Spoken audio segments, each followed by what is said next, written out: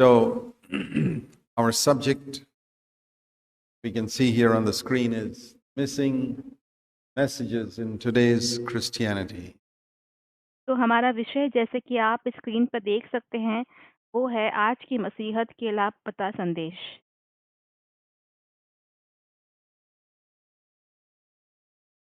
We don't say that no Christians preach some of these things we're going to talk about. हम ये नहीं कहते हैं कि कोई भी मसीही इन चीज़ों के बारे में बात नहीं करता है कि जिन चीज़ों के बारे में आज हम बात करने वाले हैं, But we would say the vast majority, many cases over 90% of Christianity today, पर हम कहते हैं कि आज के मसीहत के अधिकतर मसीही 90% तक के मसीही जो हैं has left out certain vital truths in the New Testament. उन्होंने नए करार के कुछ मुख्य सत्यों को छोड़ दिया है। Many Christians are going back to the Old Testament, बहुत सारे मसीही जो हैं पुराने नियम की ओर जा रहे हैं, which shows the shallow state of their own Christian life. जो कि उनके स्वयं के मसीही जीवन के निचले स्तर को दिखाता है। Because the Old Testament was the old covenant that God made with man. क्योंकि पुराना नियम जो था वो परमेश्वर ने मनुष्यों से बांधी हुई पुरानी वाचा थी। In the realm of science, it's like going back to the Stone Age. विज्ञान की दुनिया में ऐसे कह सकते हैं वो ऐसा ही है जैसे कि पाषाण युग में वापस लौटना। No, there's an expression in English of going back to the Stone Age. ऐसे अंग्रेजी में एक कहावत है जहाँ पे कहा जाता है कि पाषाण युग में वापस लौटना। Stone Age, people didn't have electronic gadgets, they didn't have electricity. पाषाण युग में लोगों के पास इलेक्ट्रॉनिक सामग्रियां नहीं थी, उनके पास बिजली नहीं था। Man was very primitive. मनुष्य बहुत ही प्राचीन था तभी। He didn't have proper houses. He lived. Oh yeah, lived. He had children. उसके पास अच्छे घर नहीं थे, वो जिया, हाँ उसके बच्चे भी थे। Ate food, so many things, but not the way we live today. उसने खाना खाया, बहुत सारी चीजें उसने की, पर जैसे आज हम जीते हैं वैसे वो नहीं जिया। Is there anybody here who wants to go back to the Stone Age? आज क्या यहाँ पे ऐसा कोई भी व्यक्ति है जो कि पाषाण युग में वापस जाना चाहता हो? In practical terms, व्यवहारिक रूप से? but a lot of Christians are living in the old covenant. पर बहुत सारे मसीही जो हैं वे पुरानी वाचा में ही जी रहे हैं। Because there are certain wonderful truths in the new covenant that are never proclaimed. Jesus said, क्योंकि नई वाचा में, नए करार में ऐसे बहुत सारे अद्भुत से सत्य हैं जिनकी घोषणा नहीं की गई है। You shall know the truth will set you free. प्रभु यीशु ने कहा, तुम सत्य को जानोगे और सत्य तुम्हें स्वतंत्र करेगा। There's a lot of emphasis on the Holy Spirit today. आज हम देखते हैं कि पवित्र आत्मा पे बहुत ज्यादा जोर दिया जाता है, But unfortunately, a lot of deception. पर दुख की बात यह है कि बहुत धोखे हैं। Jesus said the Holy Spirit is the Spirit of truth. प्रभु यीशु ने कहा कि पवित्र आत्मा जो है वो सत्य का आत्मा है। And he said, when he comes, he will lead you into all the truth. और प्रभु ने कहा कि जब वो आएगा तो वो तुम्हारी अगुवाई सारी सच्चाई की ओर करेगा। Turn to that verse in John's Gospel, chapter 16. चलिए उस वचन में जो कि यूहन्ना उसके 16वें अध्याय में है।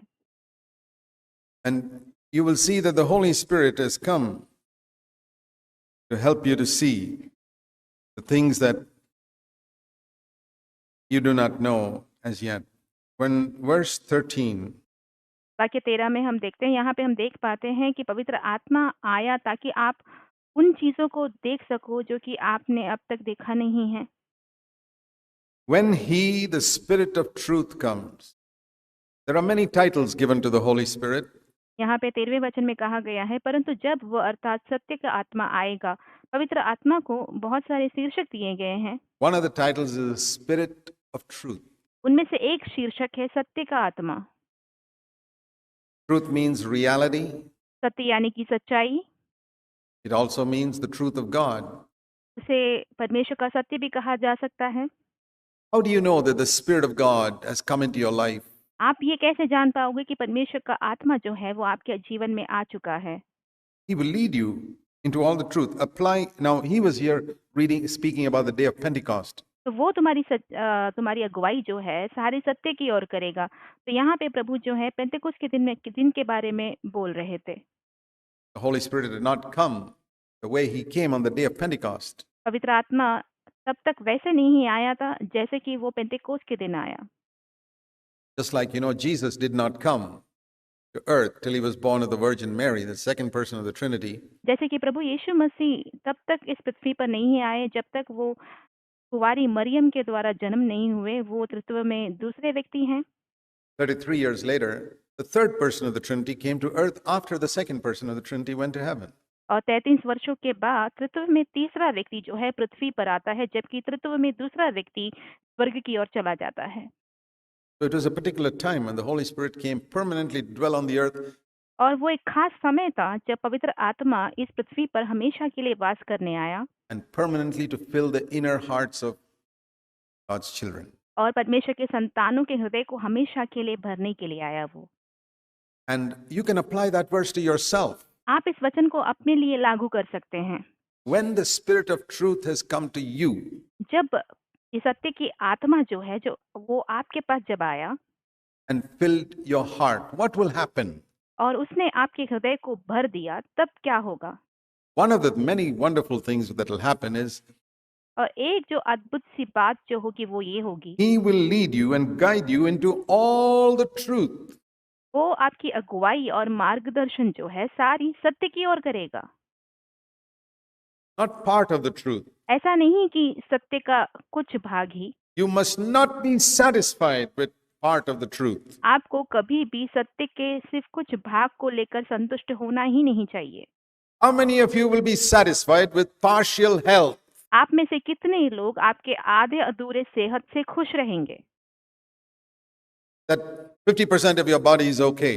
कि आपका आधा जो शरीर है, सेहत है, वो अच्छा है। Nobody, no sensible person will ever be happy that 50% of his body is okay when 100% of his body can be okay. All of us strive for 100% health. हम में से कोई भी होश में रहने वाला व्यक्ति ये नहीं चाहेगा कि हमारा सेहत जो है 50% ही ठीक हो, जबकि हमारा सेहत 100% ठीक हो सकता है।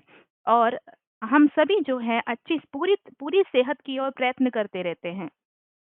The world is full of people striving to be 100% healthy. That's और इस दुनिया में ऐसे लोग भरे पड़े हैं जो कि पूरी तरीके से सेहत रहने के लिए परिश्रम करते हैं, यत्न करते हैं। how doctors and hospitals make a lot of money. ऐसे ही अस्पताल और डॉक्टर लोग बहुत सारे पैसे कमाते हैं। Why is it Christians are not seeking to know 100% of the truth? फिर मसीही लोग ऐसे क्यों हैं जो कि 100% सच्चाई जानने की खोज में लगते नहीं हैं? If we don't know 100% of the truth, यदि आप 100% सच्चाई को नहीं जानेंगे, we will not be free. तो फिर हम स्वतंत्र नहीं हो पाएंगे। Most Christians are in bondage. अधिकतर मसीही जो है वो बंधन में ही हैं।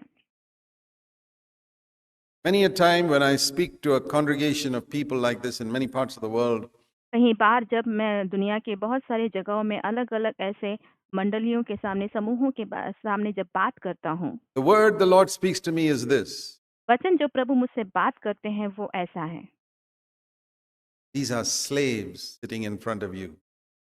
ये जो तुम्हारे सामने जो लोग बैठे हैं ये सभी गुलाम हैं।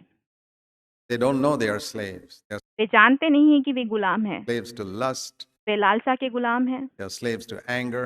वे क्रोध के गुलाम हैं, They are slaves to bitterness. वे कड़वाहट के गुलाम हैं, They are slaves to the love of money. वे पैसों के प्रेम के गुलाम हैं, They are slaves to the spirit of competition. वे प्रतियोगिता के आत्मा के गुलाम हैं, They are slaves to numerous things, वे बहुत सारी चीजों के गुलाम हैं, but they don't even realize it. पर उनको इस बात का एहसास ही नहीं होता। Some who realize it are content to be slaves. और उनमें से जिन लोगों को इस बात का एहसास होता भी हो, उन लोग गुलाम रहने में ही संतुष्ट हैं All their life. उनके जीवन भर। And what the Lord says to me is, और प्रभु मुझसे ये कहते हैं, I have not put you up there to preach to them. मैंने तुम्हें उस मंच पर उनसे प्रचार करने के लिए नहीं रखा है। I send you up to that pulpit to set them free. मैंने तुम्हें इस मंच पर भेजा है ताकि तुम उन्हें स्वतंत्र कर पाओ। It's a difficult job. ये तो बहुत कठिन काम हुआ। I mean, if God only told me to preach, that's relatively easy. यदि परमेश्वर ने सिर्फ मुझे प्रचार करने के लिए बोला होता तो काफ़ी आसान होता। But if my task is to set people free, यदि मेरा काम लोगों को स्वतंत्र करना हो, boy, I really have to depend on the Holy Spirit. तो फिर मैं सच में मुझे पवित्र आत्मा पर निर्भर रहना ही पड़ेगा। The Holy Spirit who can show you the truth. I want to tell you this. सिर्फ पवित्र आत्मा ही है जो आपको सत्य दिखा सकता है। मैं आपसे ये कहना चाहता हूँ, There are many people here in our Bangalore church who have heard these things for many, many, many years. And they और हमारे इस बैंगलोर की कलीसिया में से बहुत सारे लोग हैं जो कि बहुत सारे वर्षों से इन सत्यों को सुनते आ रहे हैं, still haven't seen it फिर भी उन्होंने अब तक उसे देखा नहीं है। because they understand in their head what I speak with my mouth. क्योंकि जब मैं अपने मुंह से बात करता हूँ तो वो अपने दिमाग में उसे समझ लेते हैं। They haven't opened their beings to the Spirit of truth. उन्होंने अपने आप को सत्य के आत्मा के लिए पूरी तरह खोल के नहीं दिया है। I want to say to you, if you want to know the messages that are missing in Christianity and have probably been missing in your life because you have not heard these things yourself, इसलिए मैं आपसे कहना चाहता हूँ, यदि आप आज की मसीहत के लापता संदेशों के बारे में सुनना चाहते हैं, उस सत्य को जानना चाहते हैं, हो सकता है कि आपने अपने जीवन में कभी भी इन सत्यों को सुना ही नहीं हो। it's because you have not opened your being to the Spirit of truth. ये इसलिए हो सकता है कि क्योंकि आपने अपने आप को इस सत्य के आत्मा के लिए खोल के नहीं दिया हो। Sufficiently. उतना नहीं जितना खोल के देना चाहिए था। Maybe you did a little bit. You did a little bit. That's how you knew that Jesus died for your sins. आपने थोड़ा बहुत किया, हाँ, आपने थोड़ा बहुत किया ही है, क्योंकि आपने ये जाना है कि प्रभु यीशु मसीह आपके पापों के लिए मरा है। A lot of people haven't opened their heart even to that. बहुत सारे लोगों ने अपने हृदय को उस बात के लिए भी नहीं खोल के दिया है। Thank God परमेश्वर की स्तुति हो about that. But there's more. कि आपको वो मिल चुका है, पर उससे भी कहीं ज़्यादा और बातें बाकी हैं। There's lots more. I mean, बहुत सारी बातें बाकी हैं। when I was for 16 years of my Christian life, I never understood anything about the new covenant except that Jesus died for my sins and my sins could be forgiven. मेरे मसीही जीवन के 16 वर्षों तक मैंने नई वाचा के कोई भी सत्यों को बिल्कुल भी जाना नहीं था, इसके बजाय कि प्रभु यीशु मसीह मेरे लिए मरा है और मेरी पापों के क्षमा हो सकते हैं, इन चीज के अलावा। So I know from my own experience, and God took me through that route. और मैं अपने स्वयं के अनुभव से ये जानता हूँ और परमेश्वर मुझे उस मार्ग से ले गए For many years to teach me one thing, that you can be a Christian for a long, long time and you can even serve me. और उस मार्ग के द्वारा बहुत सारे वर्षों तक प्रभु मुझे ले गए ताकि वो मुझे इस बात को सिखा सके कि तुम बहुत सारे वर्षों तक मसीही रह सकते हो और यहाँ तक कि तुम मेरी सेवा भी कर सकते हो। Not know all of my truth and then you'll be in bondage. And I was in bondage. और सारे सत्यों को नहीं जान पाओ और तुम बंधन में ही पड़े रहो, क्योंकि मैं सच में बंधन में ही पड़ा था। I was in bondage for 16 years after being born again. नया जन्म पाने के 16 वर्षों तक भी मैं उस बंधन में ही पड़ा था। How many of you will be honest today to say, I've been born again, but I'm in bondage? आप में से कितने लोग ईमानदारी से कहेंगे कि मैंने नया जन्म पाया तो है, पर मैं अभी भी बंधन में हूँ? That's the first step. ये पहला कदम है। I said, Lord, I'm sick and tired of my bondage. मैंने कहा, प्रभु, मेरे इस बंधन की अवस्था से मैं बहुत थक चुका हूँ, हार चुका हूँ। I don't want to be a slave. मैं एक गुलाम रहना नहीं चाहता हूँ। Are you sick and tired? Then you need to know the truth. You need यदि आप भी थक गए हैं, हार चुके हैं, तो आपको भी सत्य को जानने की जरूरत है। to know those messages that are missing in today's Christianity. आपको उन सारे सत्यों को जानना है जो कि आज की मसीहत में लापता हो चुके हैं, Which you have not heard, जो कि आपने सुना नहीं है, or you have not allowed the Holy Spirit of truth to lead you into all the truth. And या तो फिर आपने पवित्र आत्मा को उस सारे सत्य की ओर आपकी अगुवाई करने के लिए अनुमति नहीं दी हो, because of that, you're not free. उसकी वजह से आप अभी तक स्वतंत्र नहीं हो पाए हो। Lot depends on your knowing the truth. बहुत कुछ जो है आपके सत्य के जानने पर निर्भर होता है। The God of the world, the Bible says, blinds the eyes of people. और परमेश्वर का वचन कहता है कि इस दुनिया का ईश्वर जो है वो लोगों के आँखों को अंधेर कर रखता है। He has blinded the eyes of multitudes of people to know that उसने बहुत सारे लोगों की आँखों को अंधेर कर रखा है ताकि वो इस बात को जाने forgiveness of sins is free. Christ died for their sins. कि पापों की क्षमा मुफ्त है और प्रभु यीशु मसीह उनके पापों के लिए मरा है। Did not succeed in blinding your eyes to that truth, उस सत्य के लिए आपकी आँखों को वो अंधेर नहीं कर पाया, but He's blinded many of your eyes to feel पर उसने इस बात पर सफलता पाई है कि वो आप में से बहुत सारे लोगों को इस बात के लिए अंधेर करे कि आप ये महसूस करो, listen, particularly young people, खास करके आप जो जवान हैं वो ध्यान दीजिए that if you give everything to God, your life will be miserable. कि यदि आपने अपना सब कुछ प्रभु को दे दिया तो आपका जीवन जो है वो दुख से भरा होगा। Who told you that? आपको ये किसने कहा? The devil. शैतान ने। How do I know that? Because I know that a lot of you haven't given everything to God. ये मैं कैसे जानता हूँ? क्योंकि मैं जानता हूँ कि आप में से बहुत सारे लोगों ने सब कुछ अपना प्रभु को नहीं दिया है। Why haven't you given everything to God? आपने सब कुछ प्रभु को क्यों नहीं दिया? Because you feel that your life will be miserable. All of us love happiness. क्योंकि आपको ऐसा लगता है कि क्योंकि आपका जीवन जो है वो बहुत ही दुख से भरा हुआ हो जाएगा, क्योंकि हम में से हर एक लोग जो है आनंद चाहते हैं, खुशी चाहते हैं And fun. और मज़े चाहते हैं। And you feel that if you give everything to God, you'll miss happiness and fun.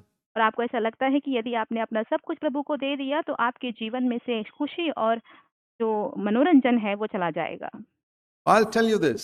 पर मैं आपसे ये कहता हूँ, I'm a lot happier than all of you and a lot happier and have a lot more fun because I और मैं आपसे ये कहता हूँ कि मैं आप सबसे ज़्यादा खुश हूँ, ज़्यादा मज़े करता हूँ क्योंकि मैंने अपना सब कुछ प्रभु को दे दिया है। give everything to God. And anyone sitting here who's given everything to God will have the same testimony.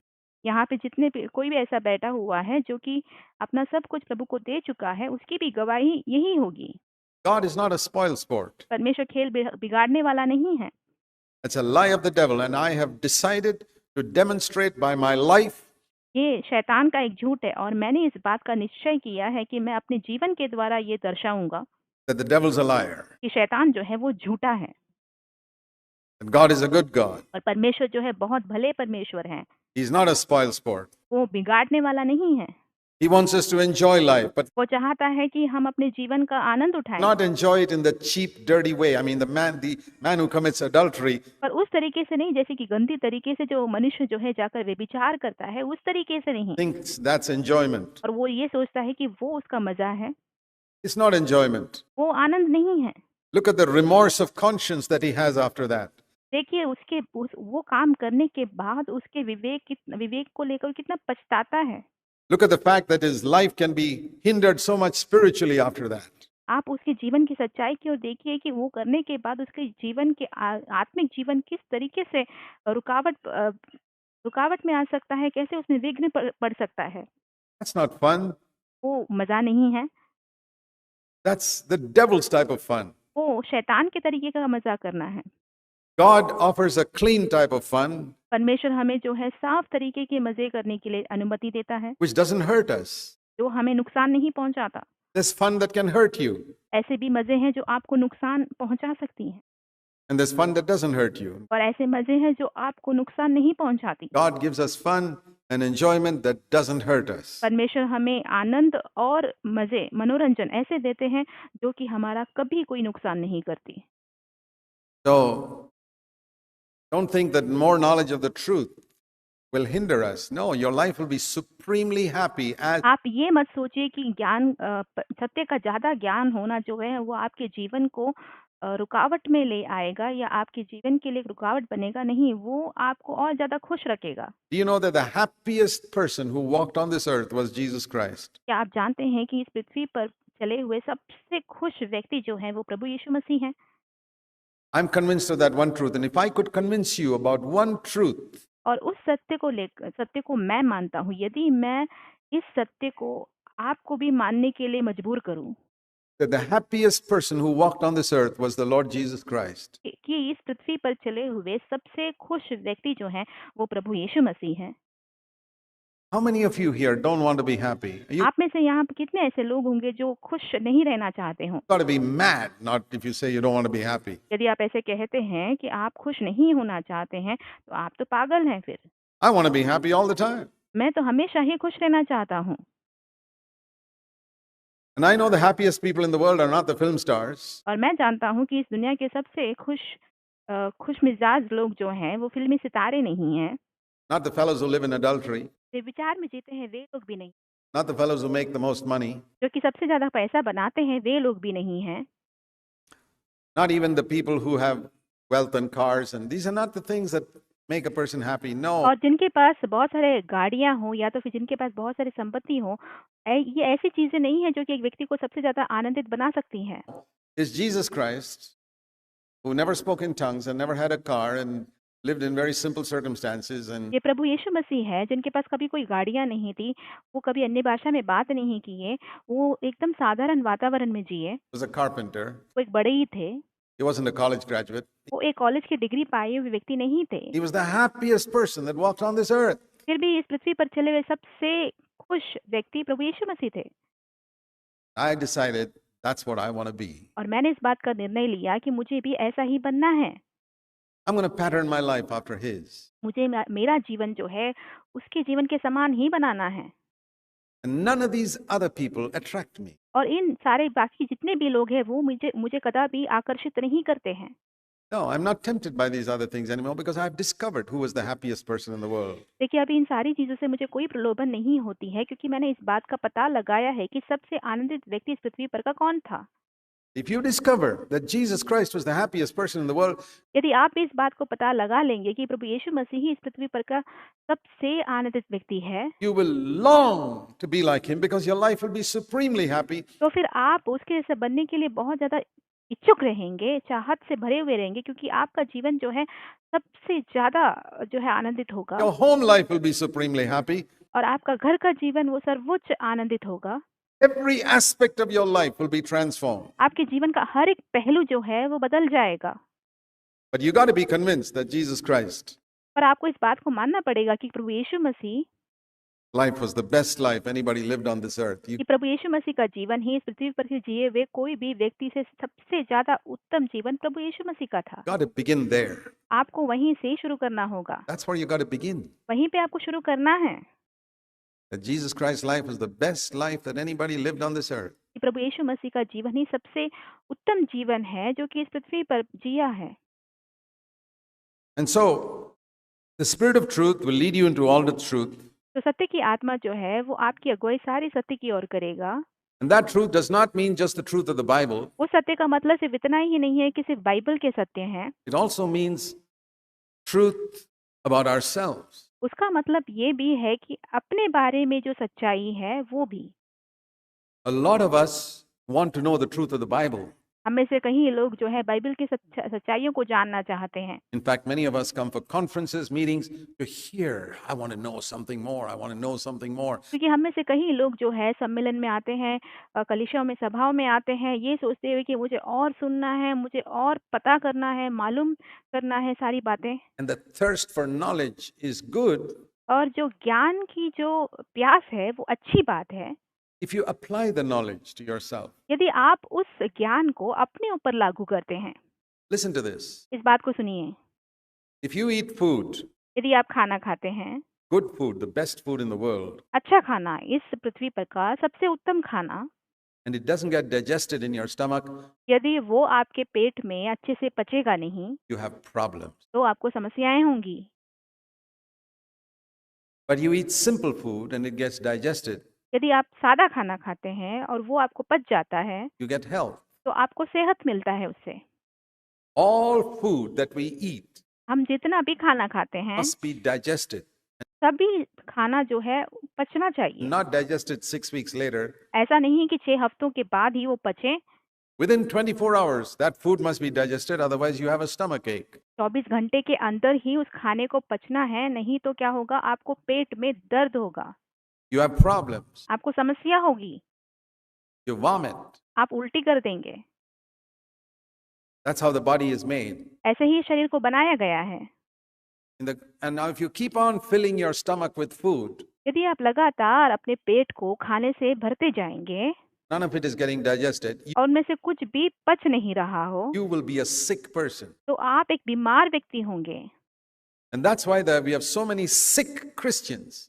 ऐसे ही हमारे पास बहुत ज्यादा बीमार मसीही हैं। I tell you this, और मैं आपसे ये कहता हूँ we have more sick Christians in our churches कि हमारे कलीसिया में सबसे ज्यादा बीमार व्यक्ति हैं than in many other churches because we are getting more food. कहीं और कलीसियाओं से बढ़कर यहाँ पे बीमार व्यक्ति हैं, क्योंकि हमें ज्यादा अच्छा खाना मिलता है यहाँ Than the other churches. दूसरे कलीसियाओं से बढ़कर। And so we're stuffing ourselves with knowledge तो हम अपने आप को ज्ञान से भरते जाते हैं। and you don't apply it in your daily life, आप अपने दिन ब दिन के जीवन में इसे लागू नहीं करते हैं, you're going to be a sick Christian. तो फिर आप एक बीमार मसीही होने वाले हो।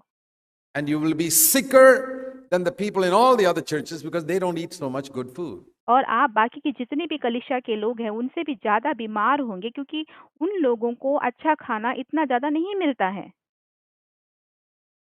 So don't think that just because we get a lot of good food, you're going to be very spiritual. And तो इस बात को मत सोचिए कि क्योंकि आपको बहुत ज्यादा अच्छा खाना मिलते जाता है तो आप बहुत ज्यादा आत्मिक बन जाएंगे। I've looked around our churches for 30 years to know that that is not true.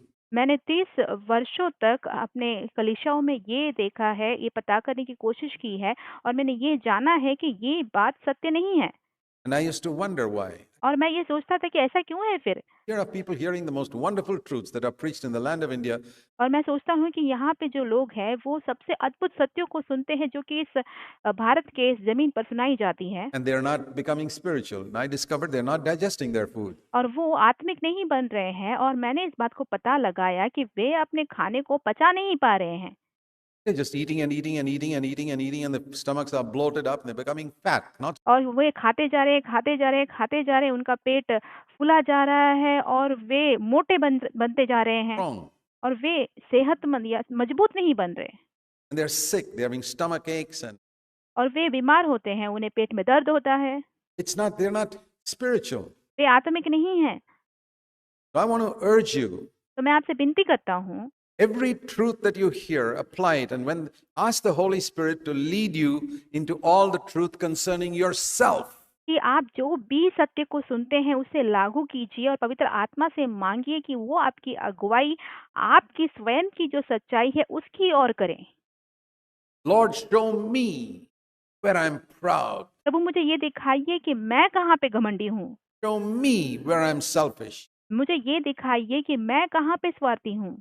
That's what the Holy Spirit has come to show us. पवित्र आत्मा यही दिखाने आया है हमारे पास, All the truth. Notice this. It सारी सच्चाई। इस बात को आप ध्यान दीजिए यहाँ पे। says here, He will guide you into all the truth because, verse 13 of John 16, He will not speak on His own initiative. But what He hears, He will speak, and He will disclose to you what is to come, and He will glorify me, for He will take of my life and will show it to you. यूहन्ना 16वां अध्याय उसका 13 वचन, वो तुम्हें सब सत्य का मार्ग बताएगा, क्योंकि वह अपनी ओर से ना कहेगा परंतु जो कुछ सुनेगा वही कहेगा, और आने वाली बातें तुम्हें बताएगा। वह मेरी महिमा करेगा, क्योंकि वह मेरी बातों में से लेकर तुम्हें बताएगा। You know what the Holy Spirit has come to show? क्या आप जानते हैं कि पवित्र आत्मा आपको क्या दिखाने आए हैं? He's going to take from the life of Jesus when He lived on earth and show it to you. वो प्रभु यीशु मसीह का जीवन लेगा जो कि प्रभु यीशु मसीह ने इस पृथ्वी पर जिया है, और वो जीवन आपको दिखाएगा Say, that's how Jesus lived. और आपको कहेगा कि ऐसे ही प्रभु यीशु मसीह जिए हैं। And you see the truth about yourself. और फिर आप अपने बारे में जो सच्चाई है वो देख पाएंगे। In some other situation, He'll say, this is how Jesus used to speak. और कोई और परिस्थिति में वो आपसे कहेगा कि देखो प्रभु यीशु मसीह ऐसे बात करते थे। And you'll see the truth about yourself. फिर आप अपने बारे में जो सच्चाई है वो देख पाएंगे। And then He'll tell you how Jesus spent His money. फिर वो आपसे कहेगा कि प्रभु यीशु मसीह ने कैसे पैसे खर्च किए। You'll see the truth about yourself. फिर आप अपने बारे में जो सच्चाई है वो देख पाएंगे। And He'll show you how Jesus spent His spare time. और फिर वो दिखाएगा कि प्रभु यीशु मसीह ने अपना जो खाली समय है वो कैसे बिताया। And you'll see the truth about yourself. फिर आप अपने बारे में जो सच्चाई है वो देख पाएंगे। If you allow the Holy Spirit to show you the life of Jesus constantly, यदि आप पवित्र आत्मा को अनुमति देते हैं कि वो प्रभु यीशु मसीह का जीवन आपको लगातार दिखाते जाए, you will discover plenty about yourself that needs to be cleansed. तो आप अपने बारे में बहुत सारी ऐसी चीजें पता लगा पाएंगे जो कि आपको अपने जीवन से साफ करना है। And one of the blessed advantages of that is और उसमें से सबसे बड़ा एक आशीषित फायदा ये होगा, you will not judge other people so much as you do. आप दूसरे लोगों को बहुत ज्यादा ऐसे न्याय नहीं करेंगे जैसे कि आप करते हैं। You won't criticize your wife or your husband so much because you're so busy cleansing yourself. आप अपने पति या पत्नी पर ज्यादा दोष नहीं लगाते बैठेंगे क्योंकि आप अपने आप को साफ करने में ही व्यस्त हैं। You're so busy discovering all types of truth about yourself. आप अपने जीवन के अपने बारे में जो सच्चाई है उसको पता लगाने में ही बहुत ज्यादा व्यस्त हैं। Can you imagine a man lying in a hospital who's got 25 sicknesses, trying to get out of all those sicknesses? क्या आप उस व्यक्ति के बारे में कल्पना कर सकते हैं जो कि अस्पताल के बिस्तर में पड़ा हुआ है, उसको 2500 बीमारियां हैं और उन बीमारियों से वो बाहर निकलना चाहता है, Going around finding fault with all the other patients in the hospital? कि वो व्यक्ति बाकी के अस्पताल के जो दूसरे बीमार व्यक्ति हैं उनकी खोट निकालते फिर रहा हो? I've never seen that in any hospital. मैंने कोई भी अस्पताल में ऐसे नहीं देखा है, But I've seen a lot of it among Christians. पर मसीहियों के बीच में मैंने ये बहुत देखा है। They got 25 sicknesses themselves and they're open their mouth and criticize this person and that person and the other person. उनके खुद के 2500 बीमारियां होती हैं और वो अपना मुंह खोलते हैं, उस व्यक्ति को, इस व्यक्ति को, दूसरे व्यक्ति को दोष लगाते रहते हैं। They got 25 sicknesses themselves and they're open their mouth and criticize this person and that person and the other person. And उनके खुद के 25 बीमारियां होते हैं परंतु वो अपने मुंह खोलकर इस व्यक्ति को, उस व्यक्ति को, दूसरे व्यक्ति पर दोष लगाते रहते हैं। I say, brother, sister, what about your 25 sicknesses? मैं उनसे कहता हूँ, भाई बहन, आपके जो 25 बीमारियां हैं उसके बारे में क्या? Get rid of that first before you think of all the other patients in the hospital. इससे पहले कि आप अस्पताल के बाकी मरीजों के बारे में सोचें, आप पहले अपने उस बीमारी से छुटकारा पा लीजिए। I tell you, you'd be healed a lot quicker मैं आपसे कहता हूँ कि आप बहुत जल्दी जल्दी ठीक हो जाएंगे if you stop worrying about the sicknesses in your wife or your husband. यदि आपने अपने पति या पत्नी में जो बीमारी है उसके बारे में चिंता करना छोड़ दिया तो, Or in the other brothers or sisters in the church. या तो फिर कलीसिया के जो दूसरे भाइयों और बहनों में। Leave that to God and to the elders in the church. They can handle that. वो सब कुछ परमेश्वर के हाथों में और जो कलीसिया के अगुवे हैं उनके हाथों में छोड़ दीजिए क्योंकि वो उस बात को संभाल सकते हैं। You don't have to worry about that. आपको उसके बारे में चिंता करने की जरूरत नहीं है। You worry about the things in yourself. आपके जीवन में जो चीजें हैं उसके बारे में आप चिंता कीजिए। Let the Holy Spirit lead you into all the truth in these days. इन दिनों में पवित्र आत्मा आपकी अगुवाई सारी सच्चाई की ओर करे And show you the missing messages that would have revealed truth to you. और आपको उन सारे लापता संदेशों को दिखाए जो आपको प्रकट करके दे सकता था, Which you have not heard. जो कि आपने सुना नहीं है। Okay. Let me turn you now to Acts of the Apostles, chapter 20. When the Apostle Paul spent 3 years in Ephesus, I want to show you a few things here. और मैं आपको प्रेरितों के काम उसके 20वें अध्याय में ले जाना चाहता हूँ। यहाँ पे प्रेरित पौलुस ने जो है एफेसस में 3 साल बिताया, तो उसके बारे में कुछ बातें मैं आपसे कहना चाहता हूँ। The Apostle Paul is a wonderful example of a man of God प्रेरित पौलुस जो है परमेश्वर के दास के बहुत बढ़िया एक उदाहरण है, because in the Bible, in the New Testament, there are only 2 people who said, "Follow me." क्योंकि नए करार में हम सिर्फ 2 व्यक्तियों को देखते हैं जो जिन्होंने कहा है कि मेरा पीछा करो। You know that? क्या आप ये जानते हैं? Only 2 people who said, "Follow me." सिर्फ 2 ही व्यक्तियों ने ये कहा है कि मेरा अनुसरण करो। One was Jesus himself, एक तो प्रभु यीशु मसीह स्वयं थे the other was the Apostle Paul. और दूसरे व्यक्ति प्रेरित पौलुस थे। 1 Corinthians 11:1, he says, "Follow me." और पहला कुरिन्थियों 11वें अध्याय उसके पहले वचन में वो कहते हैं कि मेरा पीछा करो। In Philippians 3:17, he says, "Follow me and follow और फिलिपियों के 3 अध्याय के 17 वचन में वो कहते हैं कि मेरा पीछा करो other people who are following me." और दूसरे लोगों का भी पीछा करो जो कि मेरा पीछा करते हैं, My example. मेरे उदाहरण का पीछा करते हैं। And today, I'll tell you this, we और मैं आज आपसे कहता हूँ need many people who will be able to say, Follow me as I follow Christ. हमें ऐसे बहुत सारे लोग चाहिए जो कि ये कह पाए कि जैसे मैं मसीह का पीछा करता हूँ वैसा ही मेरा आप पीछा करो। You should make that your goal. आपको इस बात को अपना लक्ष्य बनाना है। You should be able to turn around to others and say, follow me as I follow Christ. कि आप पीछे मुड़कर दूसरे लोगों को ये कह पाओ कि जैसे कि मैं मसीह का पीछा करता हूँ वैसे ही मेरा भी पीछा करो। That doesn't mean you've reached the top. For example, if we decided to climb Mount Everest, let's say, इसका मतलब ये नहीं है कि आप एकदम ऊपर पहुंच चुके हैं। मान लीजिए कि हम ये निर्णय ले रहे हैं कि हम एवरेस्ट की पहाड़ को चढ़ने वाले हैं and Mount Everest is more than 29,000 feet high. और जो एवरेस्ट की जो पर्वत है वो 29,000 फीट ऊंचाई पर है। You know, even if I climbed 100 feet, आप जानते हैं यदि मैं 100 फीट तक भी चढ़ पाता हूँ, 29,000 feet is a long way. 29,000 जो फीट जो है वो बहुत लंबा सफर है।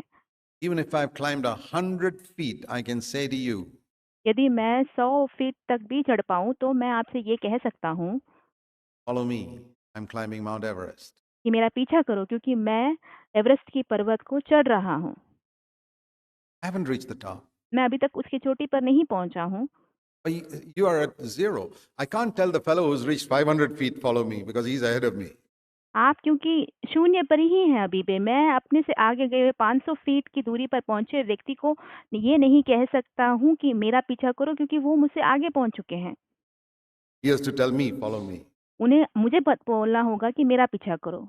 But I can tell the people who are behind me, पर मैं उन लोगों को ये कह सकता हूँ जो कि मेरे पीछे हैं, who haven't even climbed up to 100 feet, follow me. जिन्होंने 100 फीट भी नहीं, जो 100 फीट तक भी नहीं चढ़ के आए हैं, मैं उनसे कह सकता हूँ कि मेरा पीछा करो। And if you have followed Jesus even a little bit, you should be able to say to people younger than you, follow me. यदि आपने प्रभु यीशु मसीह का अनुसरण थोड़ा सा भी किया है तो आपसे जो उम्र में कम जो लोग हैं उनको आप कह सकते हैं कि मेरा पीछा करो, I follow Christ. जैसे कि मैं मसीह का पीछा करता हूँ।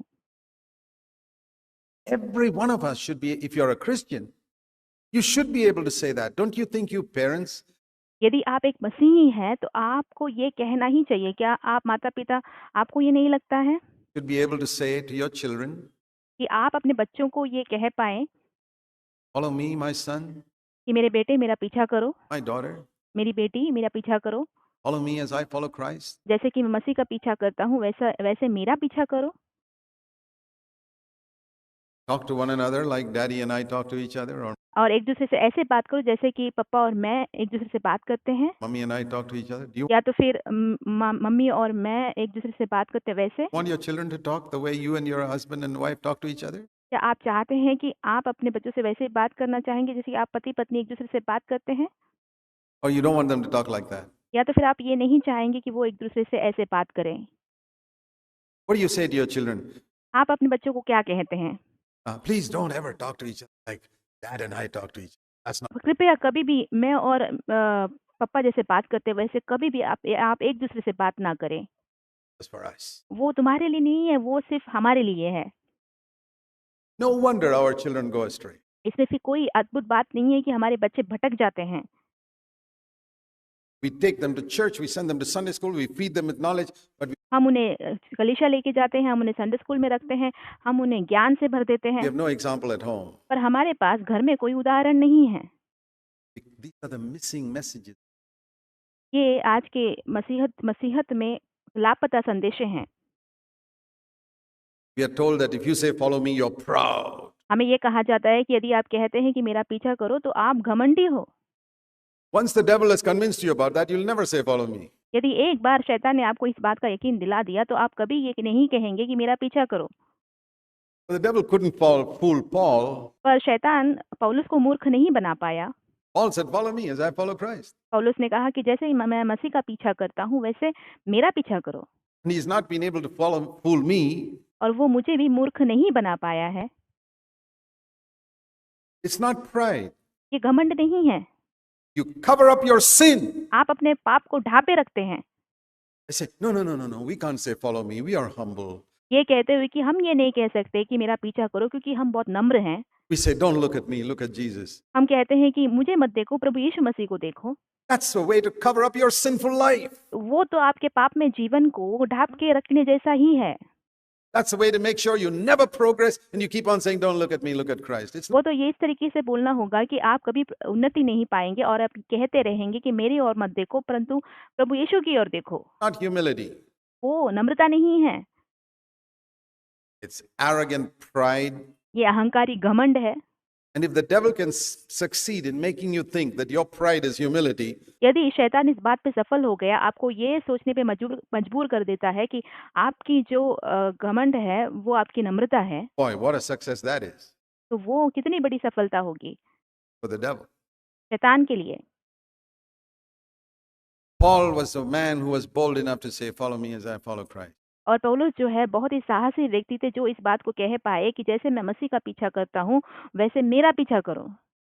He told the Thessalonians, we made ourselves an example for you in और उन्होंने थिस्सलुनी से ये कहा कि हमने अपने आप को तुम्हारे लिए उदाहरण बनाया है। 2 Thessalonians 3.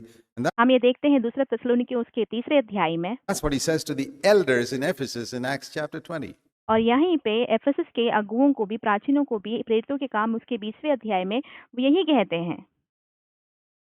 In Acts chapter 20, we read that Paul went to a place called Miletus in verse 17. हम प्रेरितों के काम 20वें अध्याय उसके 17वें वचन में देखते हैं कि पौलुस एक जगह जाते हैं जिस जगह का नाम होता है मिलेतुस। He had already spent 3 years. He never spent so much time in any place वो पहले से ही 3 साल यहाँ पे बिता चुके हैं, कोई और जगह उन्होंने इतना समय कभी बिताया नहीं है, as he spent in Ephesus. जैसे कि उन्होंने एफेसस में बिताया। And that's why the church in Ephesus was perhaps the most spiritual church among all the churches that Paul planted, because इसलिए हो सकता है कि जो एफेसस की कलीसिया थी, बाकी जितनी भी कलीसिया थी, जिसकी स्थापना पौलुस ने की थी, उन सबसे बढ़कर आत्मिक थी। when you read Paul writing to the Ephesians, there's almost nothing he has to correct. क्योंकि जब हम देखते हैं पौलुस को एफिसियों को पत्र लिखते हुए, तो उनके सुधराव के लिए वहाँ पे कुछ भी नहीं होता है। When he writes to the Galatians, he has many things to correct. When he writes to the Philippians, there are two sisters there who can't get along with each other. जब वो गलातियों को लिखते हैं तो उनके सुधराव के लिए बहुत सारी बातें लिखते हैं, और जब वो फिलिपियों को लिखते हैं तो वहाँ पे 2 बहनें होती हैं जिनकी एक दूसरे के साथ संगति बराबर नहीं हो रही होती है। And when he writes to the Corinthians, there are 101 things to correct. और जब वो कुरिन्थियों को लिखते हैं तो उनके सुधराव के लिए 101 बातें वो कहते हैं। When he writes to the Thessalonians, there are things to correct. और जब वो थिस्सलुनीकियों को लिखते हैं तो उनके सुधराव के लिए भी बहुत सारी बातें लिखते हैं। But when he writes to the Ephesians, पर जब वो एफिसियों को लिखते हैं, there's almost nothing. वहाँ पे कुछ भी नहीं होता है उनके सुधार के लिए। He says there to correct anybody. वहाँ पे किसी को भी सुधारने की ज़रूरत नहीं होती है, Because it was a wonderful church. He's क्योंकि वो कलीसिया बहुत ही अद्भुत कलीसिया थी trying to lead them on higher. और वो उनको और उन्नति की ओर लेके जाने की कोशिश में थे, Because he spent 3 years there. क्योंकि उन्होंने वहाँ पे 3 साल बिताया था। It's a wonderful thing to have a man of God like Paul, पौलुस के जैसा एक परमेश्वर का दास का होना बहुत ही अद्भुत बात है, preaching God's word to us, who lives the life. जो कि हमें परमेश्वर के वचन को प्रचार कर रहे हों और जीवन भी ऐसा जी रहे हों। The sad thing in Christendom today is it's very rare to find. There आज के मसीहत की दुख की बात यह है कि ऐसे लोगों को ढूंढ पाना बहुत ही मुश्किल है। are a few here and there, कुछ लोग हैं यहाँ वहाँ, but they are very rare to find. पर ऐसे लोगों को खोज पाना, मिल पाना बहुत ज़्यादा मुश्किल है। But Paul was one of those, and he called the elders and he told them, पौलुस उनमें से एक थे और उन्होंने वहाँ के प्राचीनों को बुलाया और कहा, what does he say? वहाँ पे क्या कहते हैं वो? I'll show you later on how he's preached about 2,000 sermons there. और मैं बाद में आपको बताऊंगा कि कैसे उन्होंने 2000 संदेश वहाँ पे प्रचार किया था। Can you imagine what your life would be if you listened to 2,000 sermons of the Apostle Paul? क्या आप इस बात की कल्पना कर सकते हैं कि यदि आपने पौलुस के 2000 संदेशों को सुना तो आपका जीवन कैसा होगा? You had 2,000 CDs of the Apostle Paul's messages. यदि आपके पास प्रेरित पौलुस के 2000 संदेशों के सीढ़ियाँ होंगी, You'd say, boy, you'd be the most spiritual person in the world. तो No, आप कहेंगे कि तो आप तो इस दुनिया के सबसे आत्मिक व्यक्ति होंगे। ऐसा ज़रूरी नहीं है। no, not necessarily. ऐसा बिल्कुल भी ज़रूरी नहीं है। That's what I want to show you. यही मैं आपको दिखाना चाहता हूँ। You can have 2,000 CDs preached by the most powerful preacher in the world, आप इस दुनिया के सबसे सामर्थ्यशाली प्रचारक के 2000 संदेशों का सीडी आपके पास रख सकते हो, सुन सकते हैं and you may still be carnal. और हो सकता है कि अभी भी आप संसारिक ही हो, You're not careful. यदि आप सतर्क नहीं हैं। You can be spiritual as long as you are under the influence of that man who's challenging you and हो सकता है कि जब तक वो उस व्यक्ति के प्रभाव के अधीन में हो, जो कि आपको चुनौती दे रहा हो, तब तक आप आत्मिक बने रह सकते हैं, rebuking you and correcting you. But जो आपको डाँट रहे हैं, सुधार रहे हैं। once that influence goes away, पर एक बार वो प्रेरणा आपसे चली जाती है you दूर, become a carnal person again. फिर से आप एक सांसारिक व्यक्ति ही बन जाते हो। Which means that you did not allow those messages to sink in, इसका मतलब ये होता है कि आपने उन संदेशों को आपके अंदर डूबने नहीं दिया गहराई से, and become a part of you. और वो उसे अपने जीवन का हिस्सा बनने नहीं दिया। You received those messages like food and then you vomited it out. आपने उन संदेशों को खाने के समान स्वीकारा और बाद में उसका उल्टी कर दिया। You didn't let it sink in आपने उसे अपने अंदर गहराई से डूबने नहीं दिया and make you spiritual. और आपको उसे आत्मिक बनाने नहीं दिया। So he says, you know, इसलिए वो कहते हैं कि तुम जानते हो। when he leaves them after 3 years, he doesn't tell them, you remember that sermon I preached on humility? You remember that other sermon I preached on love? आप जानते हैं यहाँ पे वो जब 3 साल के बाद उन्हें छोड़ के जाने वाले होते हैं, तब वो ये नहीं कहते हैं, क्या तुम्हें याद है कि उस प्रचार में मैंने कैसे नम्रता के बारे में कहा था? क्या तुम्हें वो प्रचार याद है जहाँ पे मैंने क्या प्रेम के बारे में तुम्हें सिखाया था? The other sermon I preached on holiness, not one word. या तो फिर जो पवित्रताई के विषय में मैंने जो प्रचार या संदेश सुनाया था, ऐसा एक भी शब्द उन्होंने नहीं कहा। He says, you know from the first day, verse 18, that I set foot in Asia, how I lived with you. यहाँ पे प्रेरितों के काम 20वें अध्याय के 18वें वचन में वो कहते हैं कि तुम जानते हो कि पहले ही दिन से जब मैं आसिया में पहुंचा, मैं हर समय तुम्हारे साथ किस प्रकार से रहा।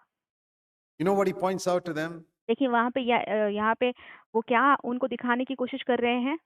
Not my sermon, and you remember that sermon I preached in that particular September 45 or something like that. ये नहीं कि मेरा वो प्रचार क्या तुम्हें याद है जो कि मैंने सितंबर को तुम्हें सुनाया था, संदेश सुनाया था, वैसा नहीं। No, no, no.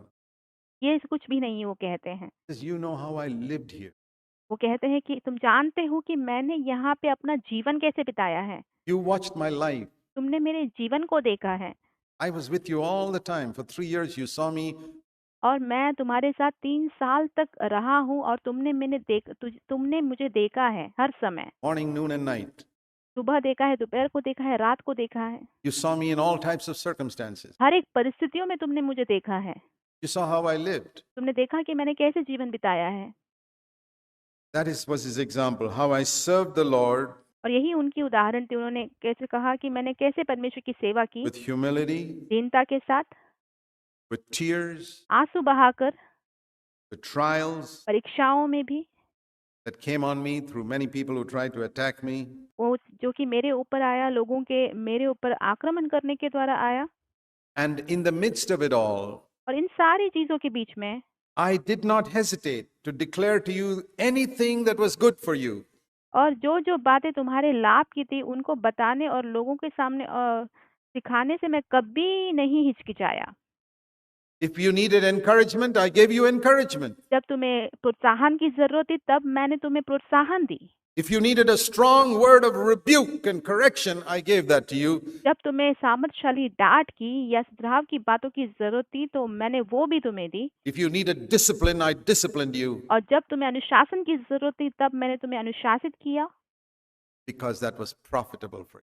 क्योंकि ये सारी बातें तुम्हारे लिए लाभदायक थी। You know how I did not hesitate तुम जानते हो कि कैसे मैंने बिना हिचकिचाए to tell you what was good for you. I did not care for my popularity with you. और तुम्हारे लिए जो भलाई की बातें थी वो तुमसे कहने के लिए मैंने कभी हिचकिचाया नहीं और मैंने अपनी जो प्रसिद्धि तुम्हारे बीच में है उसकी परवाह बिल्कुल नहीं की। He was trying to say a lot of other preachers are only interested in their popularity. They only want to be popular with you. और वो ये कहने की कोशिश कर रहे थे बाकी बहुत सारे जो प्रचारक हैं वो तुम्हारे बीच में जो उनकी प्रसिद्धि है उसको उसकी ज़्यादा फ़िक्र करते हैं। They are not your real friends. वो तुम्हारे सच्चे मित्र नहीं हैं।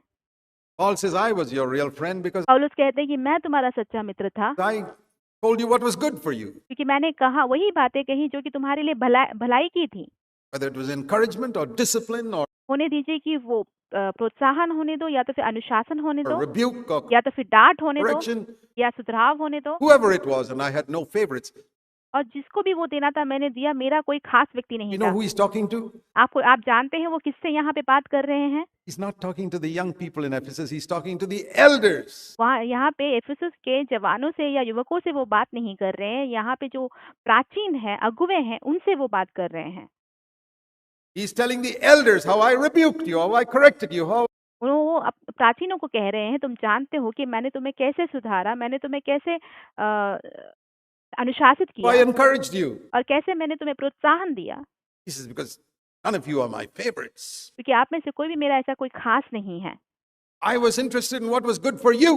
मैं उन सारी चीजों में दिलचस्पी रखता था जो कि तुम्हारे लिए लाभ की हो। I never wanted to be popular with you. मैं कभी भी तुम्हारे बीच में प्रसिद्धि नहीं चाहता था। And I taught you publicly in the meetings.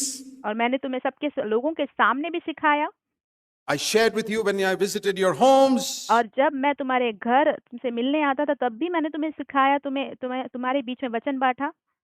Privately, publicly, I told you the same thing, seriously testifying. और सबके सामने और व्यक्तिगत रूप से भी मैंने वही तुम्हें सिखाया है कि और मैंने गवाही भी दी है गंभीर रूप से। To everybody, सबके सामने मैंने सबको गवाही दी, irrespective of what their culture was, which language, community there was, it made no difference. और वो कौन से भी जात के हो, कौन से भी समाज के हो, ये इससे कोई फर्क नहीं पड़ता था। What did I preach to them? उनसे मैंने क्या प्रचार किया? Repentance. मन फिराना। You know what Paul preached? Repentance.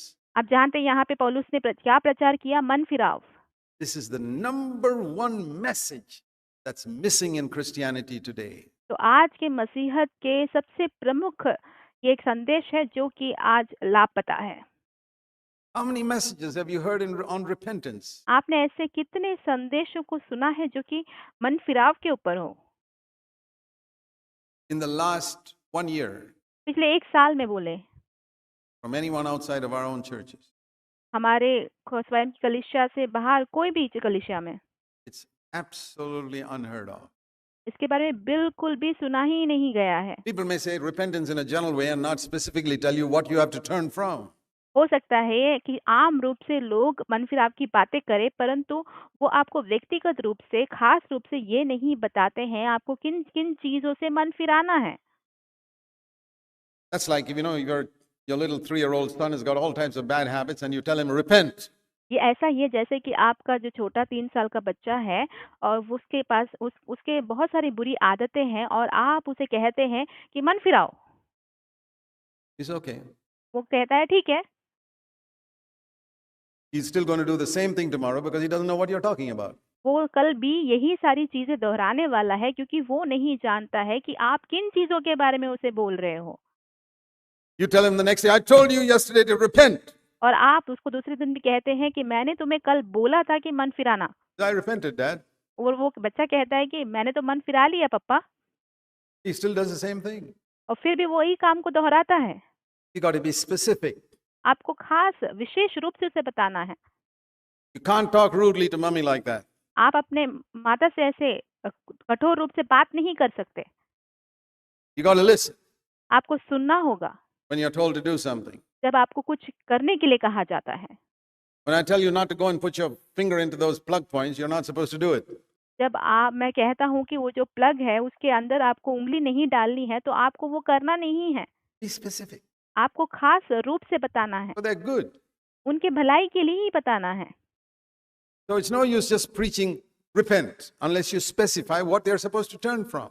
तो मन फिराव के बारे में ऐसे ही बोलकर कोई फायदा नहीं होता जब तक आप उन्हें ये नहीं बताओगे कि किन सी चीजों से उन्हें मन फिरा के वापस मुड़ना है। Because the church is full of babes. क्योंकि कलीसिया बच्चों से भरे पड़े हैं and they'll remain babes if they are not told. और वो तब तक बच्चे ही बालक ही बने रहेंगे जब तक उन्हें बताया नहीं गया। You try teaching, I mean, if you don't believe me, you try preaching repentance, just the word repentance, to your children every day. आप यदि यदि मेरा विश्वास नहीं करते हैं तो आप अपने बच्चों को प्रतिदिन मन फिराव के बारे में बोल के देखिए सिर्फ। They'll grow up to be vagabonds and scoundrels, और वे जो है बड़े होकर आवारे होंगे, गुंडे होंगे disobedient, rebellious, because you don't explain what repentance means. और वे हठीले होंगे और बहुत बुरे होंगे क्योंकि आपने उन्हें पश्चाताप या मन फिराना क्या होता है समझाया नहीं है बराबर से। So just because some preacher uses the word repentance, don't think that, he preached repentance. इसलिए यदि कोई प्रचारक मन फिराव के बारे में सिर्फ बोल देता हो तो हमें ऐसा नहीं कहना चाहिए कि अरे वो उसने तो मन फिराव के विषय में बात की, प्रचार की। Did he tell you what sin there was in your life that you need to give up? क्या उन्होंने उस पाप के बारे में बताया जो कि आपके जीवन में है, जिनको आपको छोड़ देना है? Then he didn't preach repentance. तो फिर उन्होंने सही मन फिराव के विषय में बात नहीं की। But Paul was not like that. पर पौलुस ऐसे नहीं थे। I preached repentance toward God and I explained to you what faith in our Lord Jesus was. और उन्होंने कहा कि परमेश्वर की ओर मन फिराना और हमारे प्रभु यीशु मसीह पर विश्वास करना क्या होता है, वो मैंने तुम्हें सिखाया है। It's not enough to say faith. सिर्फ विश्वास का कहना जो है काफी नहीं है। You tell your little 2-year-old faith. You must have faith in the Lord Jesus. आप अपने 2 साल के बच्चे को कहते हो कि विश्वास रखो, तुम्हें परमेश्वर पर विश्वास होना चाहिए। You got to explain to them आपको उन्हें समझाना पड़ता है what it means. उसका मतलब। When a child understands, जब वो बच्चा उसे समझ लेता है, exactly like that in a church, you got to explain so they can understand what repentance कलीसिया में भी वैसा ही होता है कि आपको उसके बारे में समझाना होता है ताकि वो मन फिराव के बारे में समझ पाए। is. Faith, and I believe that's another message which is completely, you'd say it's not missing. We hear about faith all the time. Exactly. आप जो पश्चाताप और विश्वास जो है वही आज की कलीसिया के लापता संदेश है। तो आप कहते हैं हम तो विश्वास के बारे में हर समय सुनते हैं, हर जगह सुनते हैं। Counterfeit faith, faith for the wrong things. वो कि नकली विश्वास है जो गलत चीजों के लिए विश्वास करना होता है। Not the faith that the New Testament speaks about. नए करार में जैसा सिखाया गया है, बताया गया है, वो वाला विश्वास नहीं है वो। That's a complete, the New Testament faith is a missing message in Christendom today. और जो नए करार का जो विश्वास है वो आज के मसीहत का लापता संदेश है। And to fool people, a wrong type of faith is being proclaimed. Another और लोगों को मूर्ख बनाने के लिए गलत तरीके का एक विश्वास का प्रचार किया जा रहा है। faith, just like another grace. Another, और अलग सा एक विश्वास जैसे कि झूठा एक अलग सा एक अनुग्रह के बारे में बताया जाता है Jesus, another gospel. और अलग अलग एक यीशु के बारे में, अलग एक सुसमाचार के बारे में। But Paul, he preached this and he says, now, a person who preaches wholeheartedly like this suffers a lot. आप जानते हैं यहाँ पे पौलुस ये सारी बातें कहते हैं जो भी व्यक्ति जो अपने पूरे दिल से प्रचार करते हैं उन्हें बहुत सारे क्लेश भी होते हैं। It says, I'm going to be going to Jerusalem, and the Holy Spirit tells me that wherever I go, people will harass me, trouble me. और वो कहते हैं कि मैं यरूशलेम को जा रहा हूँ और पवित्र आत्मा मुझसे कह रहा है कि मैं जहाँ कहीं भी जाऊँ लोग मुझे सताएंगे, मुझे बंधन में डालेंगे, मुझे बहुत परेशानी होगी।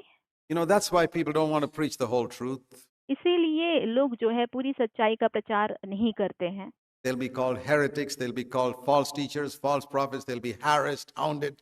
उनको जो है गलत प्रचारक, झूठा प्रचारक और जो है कट्टरवादी ऐसे सब बोला जाता है, उनको सताया जाता है। Criticized, people will write all types of things against them. और उन पर दोष लगाया जाता है, लोग उनके बारे में बुरी-बुरी चीजें लिखते हैं। On the internet and websites and everywhere else. बाकी सारी जगहों पे, इंटरनेट पे और वेबसाइट पे वगैरह गलत बातें उनके बारे में लिखते हैं। And they don't want all that. They want to be popular. और ये सारी बातें वो नहीं चाहते हैं, वो सिर्फ प्रसिद्ध बनना चाहते हैं। That's why Christendom does not preach some of the strong things that are written in the New Testament. Paul was not bothered. इसीलिए जो मसीहत है नए करार में जो लिखी गई से सामर्थ्यशाली बातें हैं उसका प्रचार नहीं करता है, परंतु पौलुस ऐसा नहीं था। He says, the Holy Spirit's already told me वो कहता है कि पवित्र आत्मा ने मुझे पहले से ही बता दिया है that wherever I go, कि मैं जहाँ कहीं भी जाऊंगा It's going to be affliction and bonds and maybe jail, etc. That's fine. But he says, it doesn't bother me. और वो कहते हैं जहाँ कहीं भी मैं जाऊँगा वहाँ पे क्लेश होंगे, बंधन होंगे, बहुत बहुत कुछ बातें होंगी, पर मुझे उसकी परवाह नहीं है। Isn't it great to be like that? क्या ऐसे एक महान व्यक्ति होना बड़ी बात नहीं है? I'm not bothered what people say about me or what people do to me. क्योंकि मुझे क्या कहते हैं या लोग मेरे साथ क्या करते हैं, इस बात की बिल्कुल भी परवाह नहीं है। I don't even count my life as valuable to myself. मैं अपने प्राण को भी कुछ नहीं समझता हूँ। That's the type of man God needs, and woman, ऐसे ही प्रकार के पुरुष और स्त्री की परमेश्वर को ज़रूरत है, who can say, Lord, I don't care for my life, I don't care for my name, I don't care for my reputation. जो कहे कि प्रभु मेरे जीवन के लिए मुझे परवाह नहीं है, मुझे मेरा सम्मान नहीं चाहिए, मुझे कोई आदर नहीं चाहिए, I don't care for any of these things. मुझे ये सारी चीज़ें नहीं चाहिए, नाम नहीं चाहिए। I want to finish the ministry, the course, and the ministry which I received from the Lord Jesus. मैं उस सेवकाई को पूरी करना चाहता हूँ जो कि मैंने प्रभु यीशु से पाई है। I want to say to every single person here who is born again, और यहाँ पे जितने हर एक व्यक्ति जो कि नया जन्म पाया हुआ है, मैं उनसे कहना चाहता हूँ, you didn't know it, you can know it today, यदि आपने जाना नहीं है तो आज आप जानो that God has a particular ministry for you, कि परमेश्वर के पास आपके लिए एक खास सेवकाई है, a particular plan for your life. आपके जीवन के लिए एक खास योजना है उनके पास। He planned that before you were born, आपके जन्म लेने से पहले ही उन्होंने उसकी योजना बना ली है। before your father was born, before your grandfather born, before आपके पिताजी के पैदा होने से पहले, आपके दादाजी के पैदा होने से पहले, Adam was created.